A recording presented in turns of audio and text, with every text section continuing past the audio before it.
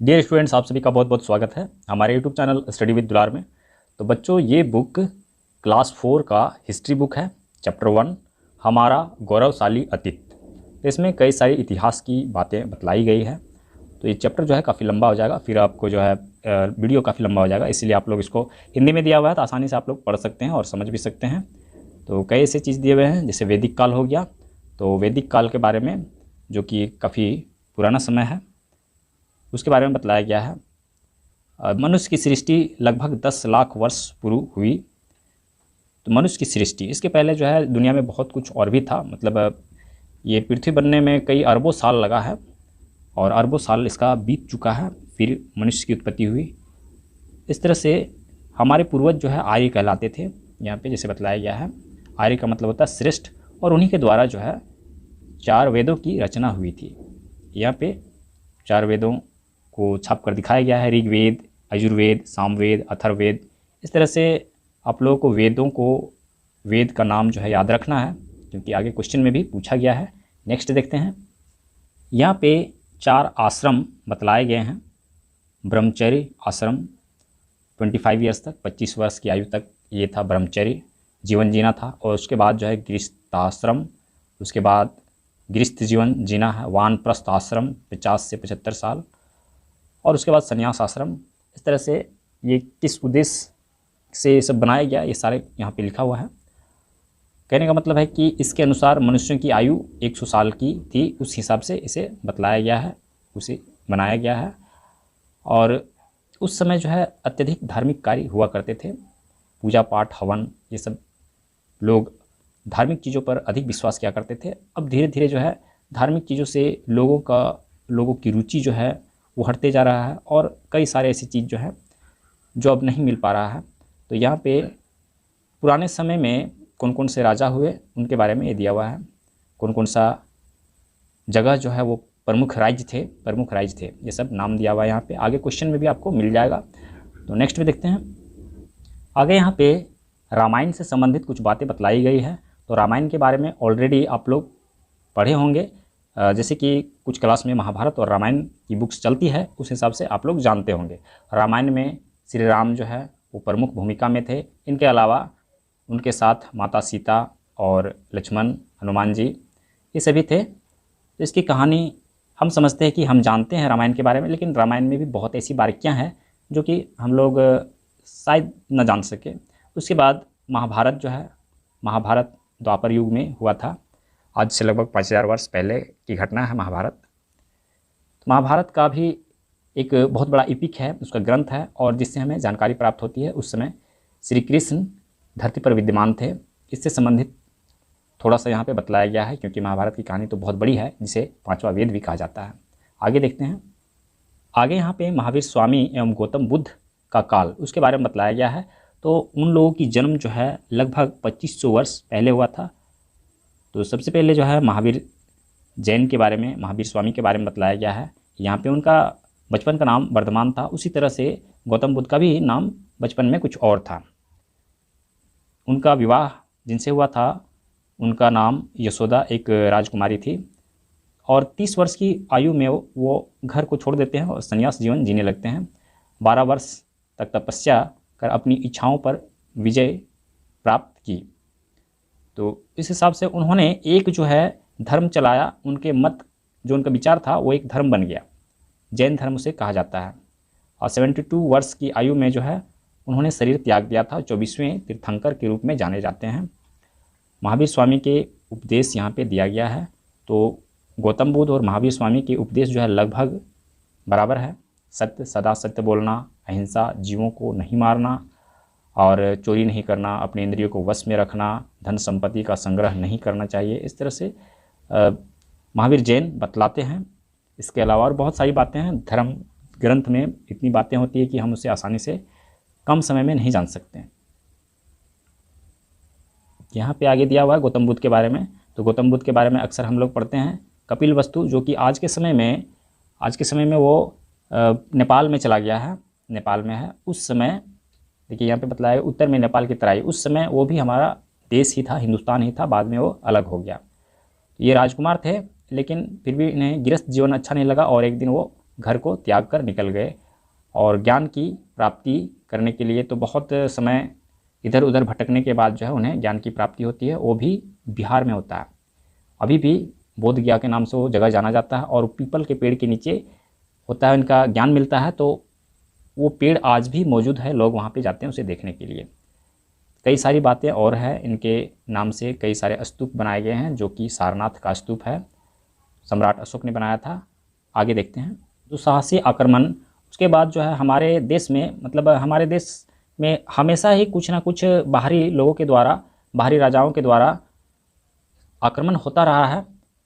इसकी उल्लेख यहाँ पे किया गया है, क्योंकि हमारा देश काफ़ी विकसित था, काफ़ी प्रसिद्ध देश था और धन धान्य से परिपूर्ण देश था, जिसकी वजह से सोने की चिड़िया हमारा देश कहा जाता था। और इसे लूटने के लिए अक्सर बाहरी लोग आया करते थे। यहाँ पे देख सकते हैं, हिंदुस्तान हमेशा दूसरे देशों को सुख शांति की, अच्छाई की राह दिखाते रहा है, लेकिन वही देश जो है हमें लूटने के लिए आते हैं। तो यहाँ पे यह चैप्टर समाप्त हो गया है। एक्चुअली मैं लाइन बाय लाइन एक्सप्लेन नहीं किया हूँ, क्योंकि ये काफ़ी लंबा है और काफ़ी लंबा वीडियो बन जाएगा, इसीलिए आप लोग इसका स्वयं पढ़ लेंगे। यहाँ पे इसका क्वेश्चंस है, देखिए इसमें क्वेश्चंस भी अधिक दिया हुआ है। अभ्यास, यहाँ पे 1 नंबर में इतने क्वेश्चन दिया हुआ है, उसके बाद फिर 2 नंबर में भी क्वेश्चन दिया हुआ है, 3 नंबर में भी क्वेश्चन दिया हुआ है। इसमें भी संक्षिप्त परिचय दें, इसमें भी कई सारा क्वेश्चन दिया हुआ है, तो मैं आप लोगों को इसका आंसर दे दे रहा हूँ। और यहाँ पे देखिए 6 नंबर में, भारत पर आक्रमण करने की भूल करने वाले प्रथम व्यक्ति का नाम क्या था? बख्शुस नाम था। यहाँ पे देखते हैं, बख्शुस नाम था।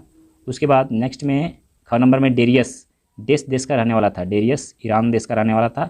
यूनान का बख्शुस भी भारत पर आक्रमण करने आया था, परंतु उसे इसके बदले हार मिली। यहाँ पे जो कोई भी आया है, विश्व विजेता सिकंदर भी आया तो यहाँ पे आके मारा गया। तो चलिए मैं आप लोगों को इसका आंसर दे देता हूँ। यहाँ पे है चैप्टर 1 का क्वेश्चन आंसर। निम्नलिखित प्रश्नों के उत्तर दें। आर्यों के मूल निवास के विषय में कौन कौन से मत हैं? आर्यों के मूल निवास के विषय में मतभेद है। कुछ लोग मध्य एशिया तथा कुछ लोग ध्रुव प्रदेश आर्यों के मूल स्थान बताते हैं। वास्तव में आर्य भारत के ही मूल निवासी थे। 4 आश्रम कौन कौन और किस हेतु थे? 4 आश्रम निम्नलिखित हैं। ब्रह्मचर्य आश्रम, 25 वर्ष की आयु ब्रह्मचर्य आश्रम की थी। बालक 21 वर्ष की आयु तक गुरु के आश्रम में रहकर विद्या अध्ययन करता था। दूसरा नंबर में गृहस्थाश्रम, विद्याध्ययन के पश्चात विवाह कर गृहस्थ धर्म का पालन करते हुए वह त्याग तपस्या का जीवन 50 वर्ष की आयु तक व्यतीत करता था। वानप्रस्थ आश्रम, 50 से 75 वर्ष की आयु तक गृहस्थी से मुक्त होकर पति पत्नी वानप्रस्थ जीवन बिताते थे। संन्यास आश्रम, 75 वर्ष की आयु के बाद घर बार छोड़कर संन्यास आश्रम द्वारा ईश्वर उपासना में जीवन व्यतीत होता था। वेदों के नाम बताइए। ऋग्वेद, यजुर्वेद, सामवेद और अथर्ववेद। आगे यहाँ पे दिया हुआ है। अपने देश को पहले आर्यावर्त क्यों कहते थे? हमारे पूर्वज आर्य कहलाते थे। आर्य का अर्थ है श्रेष्ठ, इस कारण अपने देश को पहले आर्यावर्त कहते थे। ये क्या है? ऋचा, संहिता, यज्ञ, वर्ण, आश्रम, सप्तसिंधव प्रदेश। ऋचा, प्राचीन काल में ऋषिगण कविताओं की रचनाएं किया करते थे, जिसे मंत्र या ऋचा कहते थे। संहिता, मंत्रों को 4 भागों में विभक्त किया गया था, जिसे संहिता कहते हैं। यज्ञ का अर्थ है समाज के लिए त्याग। यज्ञ में आहुति से पर्यावरण में शुद्धता एवं पवित्रता आती है और त्याग का संस्कार पड़ता है। वर्ण, वैदिक काल में कर्म के अनुसार समाज 4 वर्णों में विभक्त था, ब्राह्मण, क्षत्रिय, वैश्य और शूद्र। आश्रम, प्राचीन काल में जीवन को संयमित बनाने के लिए आश्रम व्यवस्था थी। सप्तसिंधव प्रदेश, प्राचीन काल में पंजाब के आसपास का क्षेत्र सप्तसिंधव प्रदेश कहलाता था। कुछ प्रसिद्ध वेदकालीन विदुषी महिलाओं के नाम लिखिए। वेदकालीन विदुषी महिलाओं के नाम निम्नलिखित हैं। विश्वधरा, घोषणा और अपाला। वैदिक काल में किसकी पूजा होती थी? वैदिक काल में पृथ्वी, अग्नि, वरुण, इंद्र, उषा, मूरत आदि की पूजा होती थी। वैदिक कालीन कुछ प्रमुख राजा तथा राज्यों के नाम बताएं। वैदिक कालीन प्रमुख राजाओं के नाम हैं पुरुरवा, मांधाता, सगर, भागीरथ आदि। वेदकालीन प्रमुख राज्यों के नाम हैं गांधार, कैकई, कुरु, पांचाल, कौशल, काशी, कौशाम्बी, विदेह और मगध आदि। निम्नलिखित प्रश्नों के उत्तर बताइए। रामायण और महाभारत काव्यों के रचयिताओं के नाम बताइए। रामायण के रचयिता महर्षि वाल्मीकि तथा महाभारत के रचयिता वेद व्यास हैं। इनके विषय में क्या जानते हैं? राजसूय यज्ञ, अश्वमेध यज्ञ, स्वयंवर, कौरव, पांडव। राजसूय यज्ञ प्राचीन काल में चक्रवर्ती सम्राट बनने के लिए राजसूय यज्ञ किया करते थे। भगवान राम एवं युधिष्ठिर ने राजसूय यज्ञ किया था। इस यज्ञ के लिए एक घोड़ा छोड़ा जाता था। अश्वमेध यज्ञ, यह एक प्रख्यात यज्ञ का नाम है। प्राचीन काल में एक चक्रवर्ती राजा ही अश्वमेध यज्ञ करते थे। स्वयंवर प्राचीन काल में एक हिंदू परंपरा थी जिसमें कन्या अपना वर स्वयं चुनती थी और उसी से उसका विवाह संपन्न होता था। कौरव धृतराष्ट्र और गांधारी के 100 पुत्र को कौरव कहते थे। पांडव राजा पांडु और कुंती के 5 पुत्रों को पांडव कहते थे। आगे यहाँ पे दिया हुआ है। निम्नलिखित प्रश्न के उत्तर सोचकर लिखिए। जैन मत और बौद्ध मत के प्रवर्तक कौन थे? जैन मत के प्रवर्तक महावीर स्वामी थे तथा बौद्ध मत के प्रवर्तक महात्मा बुद्ध थे। जैन मत की मुख्य शिक्षाएं क्या है? जैन मत की मुख्य शिक्षाएं निम्न है। सदा सत्य बोलना, सभी जीवों पर दया करना, चोरी नहीं करना, अपनी इंद्रियों को वश में करना, धन संपत्ति का संग्रह नहीं करना। महावीर स्वामी जिन क्यों कहलाए?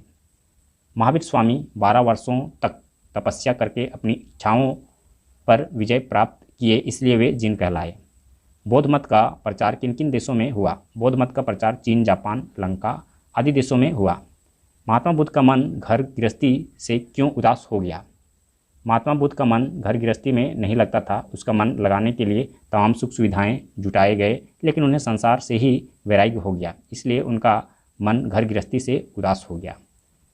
निम्नलिखित का संक्षिप्त परिचय दीजिए। सारनाथ, लुम्बिनी, तो यहाँ पे सभी का परिचय दिया गया है। सारनाथ, महात्मा बुद्ध ने ज्ञान प्राप्ति के बाद पहला उपदेश सारनाथ में दिया। उस स्मृति में अशोक ने सारनाथ में स्तूप बनवाया था जो आज भी है। लुम्बिनी, महात्मा बुद्ध का जन्म कपिलवस्तु के निकट लुम्बिनी नामक स्थान में हुआ था। वर्धमान, महावीर स्वामी के बचपन का नाम वर्धमान था। ये जैन मत के 24वें तीर्थंकर थे। दिगंबर, महावीर स्वामी के पश्चात जैन मत 2 संप्रदाय में बंट गया, पहला दिगंबर कहलाया। श्वेतांबर, महावीर स्वामी के पश्चात जैन मत 2 संप्रदाय में बंट गया, दूसरा श्वेतांबर कहलाया। हिनायान, बहुत वर्षों के बाद बौद्ध धर्म 2 संप्रदाय में बंट गया, प्रथम हिनायान कहलाया। महायान, बौद्ध धर्म का दूसरा संप्रदाय महायान कहलाया। तीर्थंकर, महावीर स्वामी के पूर्व 23 महापुरुष तीर्थंकर कहलाए। महावीर स्वामी 24वें तीर्थंकर थे। निम्नलिखित क्यों प्रसिद्ध है? पावापुरी, महावीर स्वामी ज्ञान प्राप्ति के बाद 72 वर्ष की आयु में नालंदा जिले के पावापुरी नामक स्थान में अपना शरीर का त्याग किया था। कुशीनगर, महात्मा बुद्ध ने 80 वर्ष की आयु में अपने शरीर का त्याग कुशीनगर नामक स्थान में किया था। यशोदा, महावीर स्वामी का विवाह यशोदा नामक राजकुमारी के साथ हुआ था। सुद्योधन, गौतम बुद्ध के पिताजी का नाम राजा सुद्योधन था, वे शाक्य वंश के राजा थे। यशोधरा, गौतम बुद्ध का विवाह यशोधरा नामक राजकुमारी के साथ हुआ था। सिद्धार्थ, गौतम बुद्ध के बचपन का नाम सिद्धार्थ था। जब वे ज्ञान प्राप्त कर लिए तब से गौतम बुद्ध कहलाए। तो यहाँ पे समाप्त हो गया है यह चैप्टर। अगर हमारा वीडियो आप लोग के लिए हेल्पफुल होता है तो आप हमारे वीडियो को लाइक कीजिए, हमारे चैनल को सब्सक्राइब करके अपने दोस्तों के साथ शेयर कीजिए। तो नेक्स्ट चैप्टर को सॉल्व करने के लिए हम लोग नेक्स्ट वीडियो पे चलेंगे।